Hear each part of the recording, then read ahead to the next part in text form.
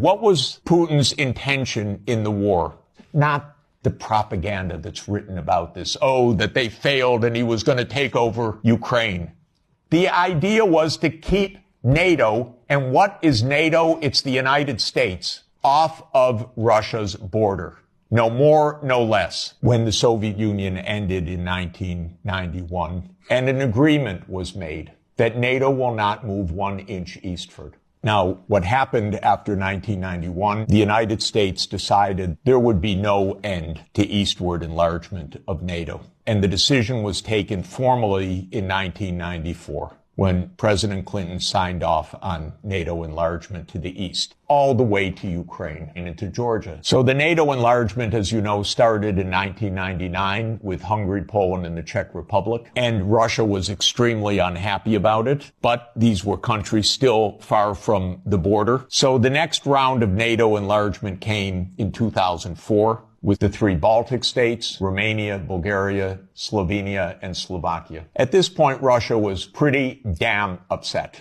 So as everybody recalls, in 2007, President Putin said, stop, enough. And of course, what that meant was in 2008, the United States jammed down Europe's throat enlargement of NATO to Ukraine and to Georgia. This is right up against Russia.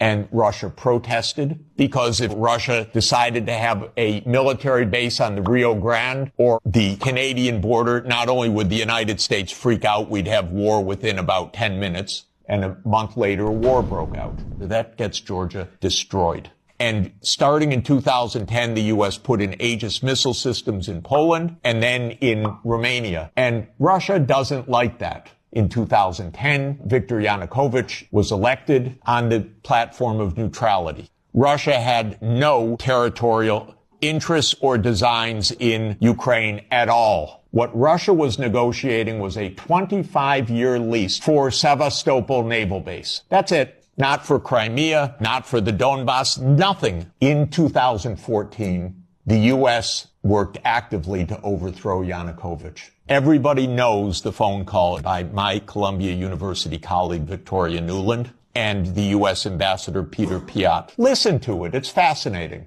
I don't think Cleach should go into the government. I don't think it's necessary. I don't think it's a good idea. I think Yats is the guy who's got the economic experience, the governing experience, and, fuck the EU. No, exactly. And I think we've got to do something to make...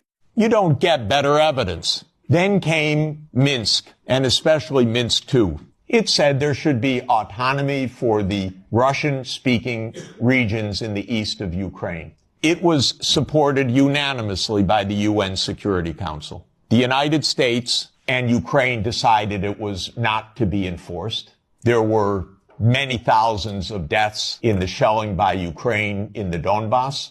And one of the issues on the table in December 2021, January 2022, was, does the United States claim the right to put missile systems in Ukraine?